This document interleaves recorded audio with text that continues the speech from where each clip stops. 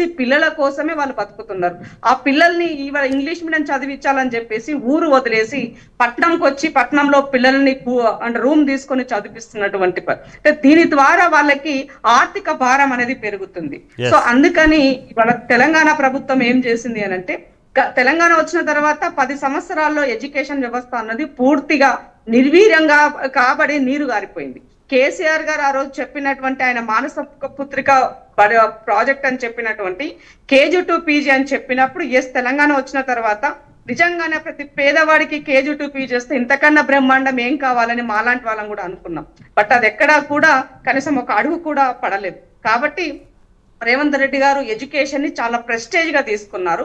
తను ఎందుకనంటే ఆ మాట ఎందుకనంటే తను కూడా ఒక మిడిల్ క్లాస్ ఫ్యామిలీ నుంచి వచ్చినటువంటి వ్యక్తి. ఒక ఎడ్యుకేషన్ ద్వారా వాళ్ళ తలరాతలు ఎలా మారుతాయని తెలిసినటువంటి ఒక పాలమూరు బిడ్డగా ఇవాళ ఎడ్యుకేషన్ సిస్టమ్ ని చాలా బ్రహ్మాండమైనటువంటి దిశలో తీసుకెళ్లడం కోసం డే బై డే వాటిపైన గ్రాడ్యువల్లీ మార్పుల వైపుకి అడుగులు వేస్తున్నారు. సో ఫస్ట్ ప్రభుత్వ కళాశాలలు కానీ ప్రభుత్వ స్కూల్స్ పైన కాన్ఫిడెన్స్ పెరగాలి. సో ప్రజలు ప్రైవేట్ వైపుకి ఎందుకు వెళ్తున్నారు, అది కట్టడి చేయాలి అని అంటే ఫస్ట్ ప్రభుత్వంలో ఉన్నటువంటి స్కూల్స్ ని పటిష్టం చేయాలి. పిల్లలు డ్రాప్ అవుట్ ఎందుకు అవుతున్నారు, ఆ డ్రాప్ అవుట్ కాకుండా మనం ఏమి చేయాలి, ఇలాంటి వాటికి చర్యలు మొదలు పెట్టారు లాస్ట్ ఇయర్ కి. సో ఫస్ట్ ఆఫ్ ఆల్ ఏంటి అని అంటే ఇన్ఫ్రాస్ట్రక్చర్ డెవలప్ చేయాలి, ఫ్యాకల్టీస్ ని ప్రాపర్ గా వాళ్ళని అక్కడ ఉంచాలి, పదోన్నతులు కల్పించాలి, వాళ్ళు అక్కడే ఉండి పిల్లలకి ఎడ్యుకేషన్ ఇవ్వాలి. ఇలాంటివన్నీ కూడా మార్పులు ఒక 1 year నుంచి మొదలు పెట్టినారు. సో దాంట్లో భాగంగానే రీసెంట్ గా కూడా మళ్ళీ ఒక 20 మంది పిల్లలు ఉన్నా కూడా మనం స్కూల్ అక్కడ చెయ్యాలి. వాళ్ళు పిల్లలు ఎక్కువ లేరు కదా అని చెప్పేసి ఆ స్కూల్ మూత వేద్దాం. గత ప్రభుత్వం ఒక 4000 స్కూళ్ళు మూత వేసింది. సో వాళ్ళు అక్కడ అది మనం చెయ్యకూడదని చెప్పేసి వాళ్ళు 570 స్కూల్ కొత్తగా వాటికి ఇచ్చారు. వీటికి టెక్నాలజీ కూడా జోడించారు. ఇవాళ టీచర్లకి సమ్మర్ లో వాళ్ళకి ట్రైనింగ్ ఇచ్చి వీటిని వైపుకి తీసుకోవడం చేశారు. అయితే ఆనాడు ఉద్యమ సమయంలో నారాయణ శ్రీ చైతన్య లాంటి కార్పొరేట్ స్కూల్ ఉండవు మన దగ్గర అని చెప్పేసి ఉద్యమ నాయకులు ఆ రోజు చెప్పినారు. కానీ వచ్చిన తర్వాత వాటి పేరు అవి అలాగే ఉన్నాయి. అవి కాకుండా కొత్తగా వాళ్ళ కుటుంబ సభ్యులతోన ఏమంటారు వెలెస్లియా సమేత ఒక పేరుతోటి కొత్త ఇన్స్టిట్యూషన్స్ కూడా వచ్చాయి. సో ఇక్కడ ఎక్కడ ఫీజు నియంత్రణ లేదు. ఒక LKG UKG అదే బుడ్డోనికి 5 లక్షల ఫీజు ఉంటే మరి ఉన్నవాడే చదువుతాడు తప్ప లేనివాడు అది ఏం చెప్తారు అని అసలు LKG పోరా అని వాడి మెదడు ఎంత, వాడు ఏం చెప్తారు, వాడి పైన మీరు ఎంత ప్రెజరైజ్ గా ఎడ్యుకేషన్ ఇస్తున్నారు అనేది కూడా ఇంపార్టెంట్. సో వాడి బాల్యాన్ని పూర్తిగా పుస్తకాల భారం బరువుతోన వాడికి అవసరం లేనటువంటి నాలెడ్జ్ ని కూడా ప్రెజరైజ్డ్ గా వాడి మెదడులో చొప్పించే విధంగా మీరు ప్రయత్నాలు చేస్తున్నారు అనేది నేను కార్పొరేట్ వ్యవస్థలో ఉన్నటువంటి వాటి పట్ల నేను చెప్తాను. కొన్ని బడ్జెట్ స్కూల్స్ ఉన్నాయి, గవర్నమెంట్ స్కూల్స్ ఉన్నాయి. తల్లిదండ్రులు కూడా ప్రతిదానిని ప్రెస్టేజ్ ఇష్యూగా పిల్లలను తీసుకెళ్లి అంటారు కార్పొరేట్ స్కూల్ వైపుకి వెళ్లకుండా ప్రభుత్వ స్కూల్లో ఉన్నటువంటి వాటిపైన మనం గనక తీసుకోగలిగినట్లయితే ఆటోమేటిక్ గా ప్రభుత్వం కూడా కాన్సన్ట్రేషన్ పెంచుతుంది.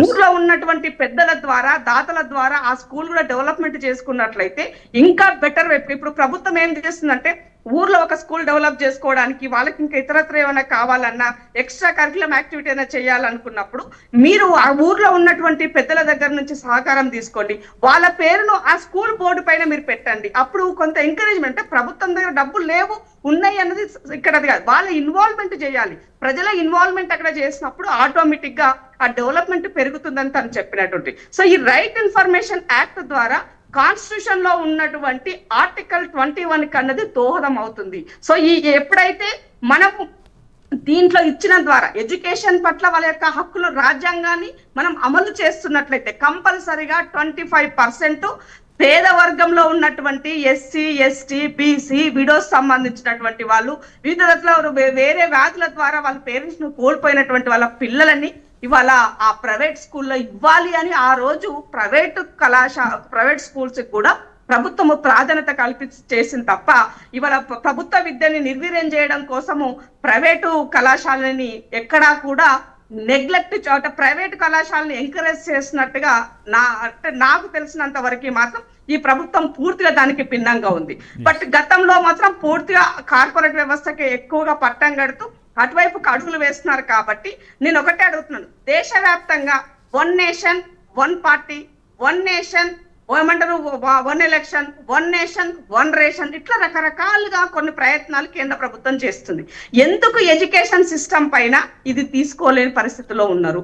ఇది కంపల్సరీ ఇంప్లిమెంట్ చేయాల్సిందే అని ఎందుకు దీనిపైన, అంటే వేరే ఇతరత్ర వాటికి మనం కోట్ల రూపాయలు ఖర్చు పెడుతున్న సందర్భంలో వాటిపైన కాన్సన్ట్రేషన్ కాకుండా ఎడ్యుకేషన్ సిస్టమ్ పైననే ఎందుకు మనము అత్యధికంగా బడ్జెట్ పెట్టలేకపోతున్నాం అన్నది ఇది మౌలిక ప్రశ్న. మనం అందరం కూడా దీన్ని ఆలోచించుకోవాల్సినటువంటి అవసరం ఉంది.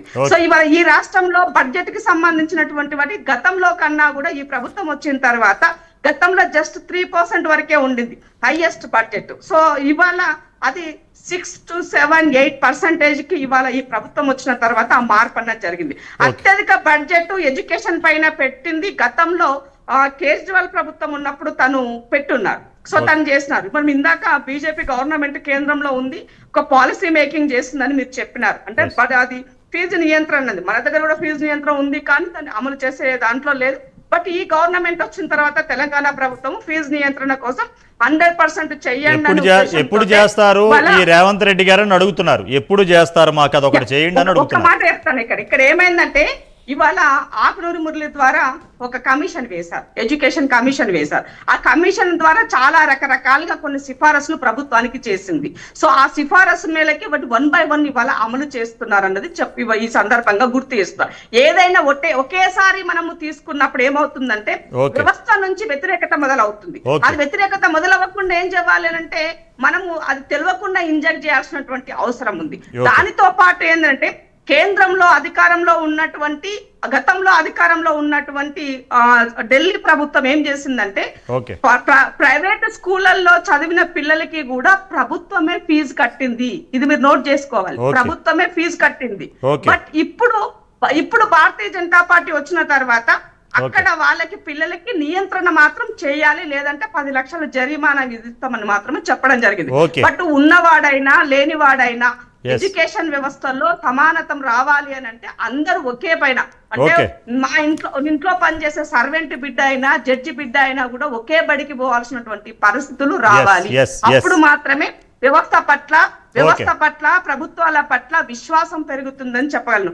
సో నా లైన్, నా డిబేట్, నా జీవితం ఎప్పుడు ఎక్కడున్నా కూడా హెల్త్ ఎడ్యుకేషన్ మోర్ ప్రేరేట్ లో ఉండాలని నేను ప్రతి దగ్గరలో ఈ లైన్ లేని నా యొక్క ప్రస్తావన ఉండదు. కాబట్టి ఇవాళ చాలా మంది యాక్టివిస్టులు పనిచేస్తారు, ఇందాక సోదరులు చెప్పినట్టుగా. సో వీటిని మనం అమలు చేయాలి అని అంటే గత 10 సంవత్సరాల్లో జరిగిన విధ్వంసాన్ని మనం మెల్లమెల్లగా దాన్ని ఇంప్రూవ్ చేస్తూ వెళ్తున్నాం. కాబట్టి ఇవాళ ఈ వ్యవస్థలో మార్పుల ద్వారా ప్రైవేట్ లో ఉన్నటువంటి ఆ నెగటివ్ పాయింట్ కూడా మనం తగ్గించుకోవాల్సిన అవసరం ఉంది. ముఖ్యంగా వాళ్ళ పేరెంట్స్ సహకరించాల్సినటువంటి అవసరం ఉంది. పేరెంట్స్ పిల్లలను ప్రెస్టేజ్ ఇష్యూగా తీసుకెళ్లి వాళ్ళని ఇవాళ ఒక కేంబ్రిడ్జ్ అనే ఒక ఫర్ ఎగ్జాంపుల్ చెప్తున్నా మీకు నేను, అలాంటి ఏమంటారు కార్పొరేట్ స్కూళ్లలో పిల్లలు ఎటువైపు వెళ్తున్నారో ఆలోచించుకోండి. అలాంటి దగ్గరలో డ్రగ్స్ కల్చర్ అలవాటు చేస్తున్నారు. వివిధ వాటికి ఇవాళ అక్కడ రాజ్యం పోసే పరిస్థితి కనబడుతుంది. కాబట్టి ఈ మధ్య కాలంలో గమనించినట్లయితే ఈ ప్రభుత్వంలో ప్రభుత్వ పాఠశాలకు వెళ్లే పిల్లల సంఖ్య పెరిగింది.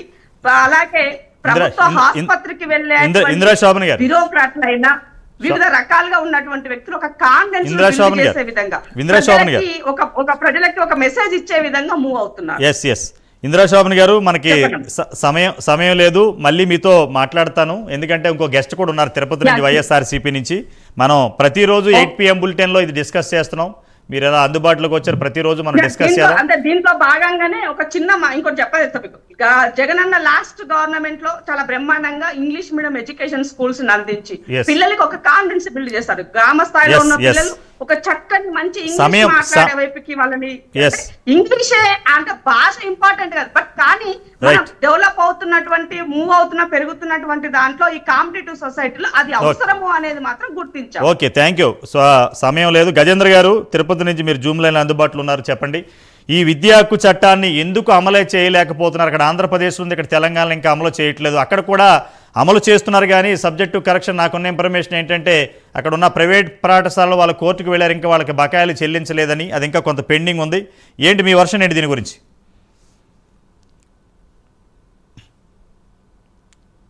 చెప్పండి గజేంద్ర గారు. ఈ వాయిస్ క్లియర్ ఉందా? మీట్లో ఉంది చూడండి. గజేంద్ర ప్రేక్షకులందరూ కూడా చెప్పండి. అన్నగారు నమస్తే. నమస్తే.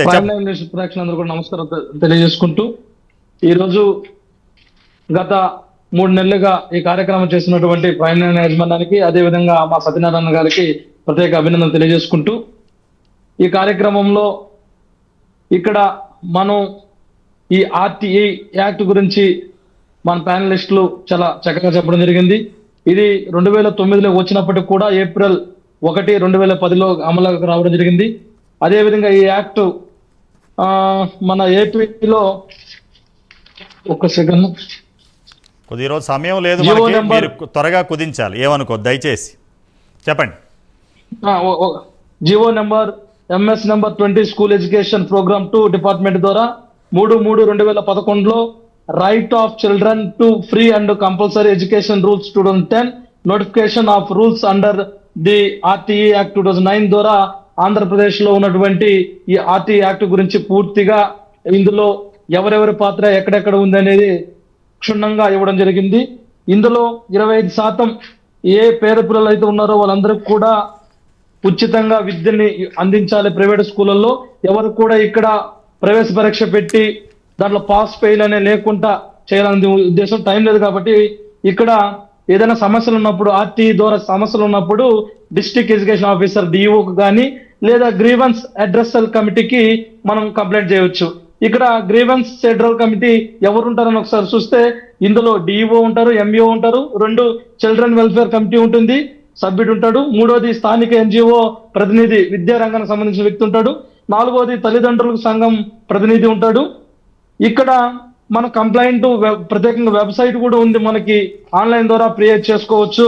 అదే విధంగా ఇక్కడ కూడా మనకి సమస్య సాల్వ్ కాలేదంటే డిఓ దగ్గర కానీ లేదా ఎంఈఓ దగ్గర కాలేదంటే మళ్ళీ state commission for protection of child rights SCPCR ద్వారా కంప్లైంట్ పెట్టుకోవచ్చు. లేదా రాష్ట్రంలోని రైట్ టు ఎడ్యుకేషన్ ప్రొటెక్షన్